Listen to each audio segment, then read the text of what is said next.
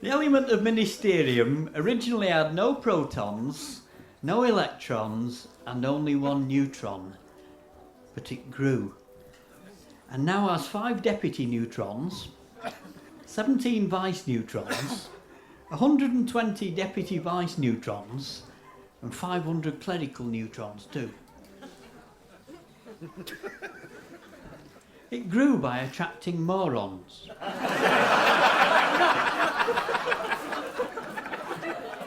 Particles which tend to group, often in pairs called scrotons, which are sometimes found floating in soup. That's what I thought they were. But to speak of particles pairing is tautological, so to speak, as the literal meaning of particle is part of a testicle.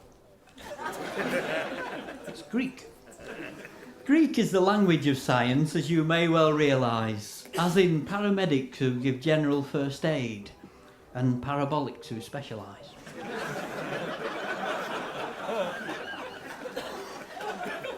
Administerium has a half-life of 2 years, but does not decay. It's been found that it holds regular reviews, during which the vice neutrons move round.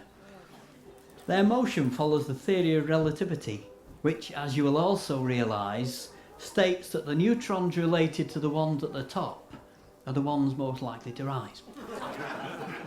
The moron too is active and can find a higher place on rolling up its trouser leg, at which point it becomes a mason.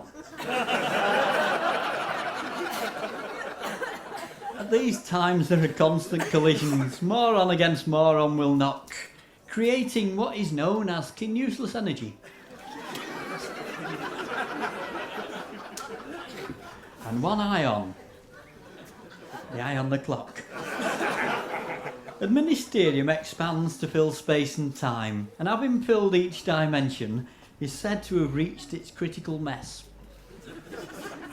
The time taken being inefficient of expansion. One property of Administerium, observed since man first found it, is its relationship with the element conclusium. It moves in an orbit around it, and the rate at which it approaches is halved during each of its half-lives, so that every 2 years it gets halfway there, but never actually arrives. This inert nature of Administerium has already briefly been happed on. It belongs with the other inert gases. Tedium, Xerox, Stroll-on, Write-on and Crapped-on. Its infinite capacity for reflection and retraction, for rendering all things unable, was discovered by Mendeleev, the man who once said, "I've got a periodic table."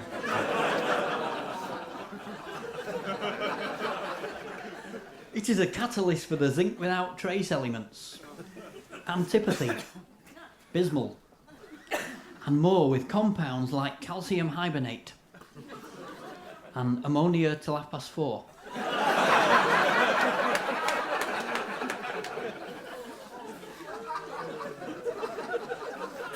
It has created new concepts in maths, πr² in the sky,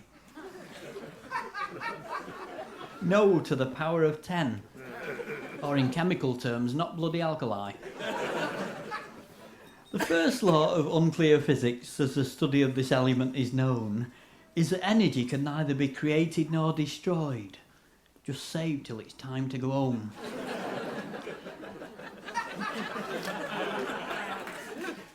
This sudden flow of energy, first noted in Mendeleev's articles, was at first thought to be the release of travel ions, but is in fact a stream of accelerated particles. The second law of unclear physics is that light buses attract. And by the time they achieve linear motion, they're all completely packed. This concept of magnetism in buses, and their grouping in sixes or more, is usually referred to in unclear physics as going Ohm's law.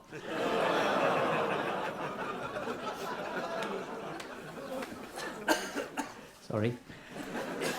The third and final law states, no matter how much energy you spend, no process involving Administerium is ever going to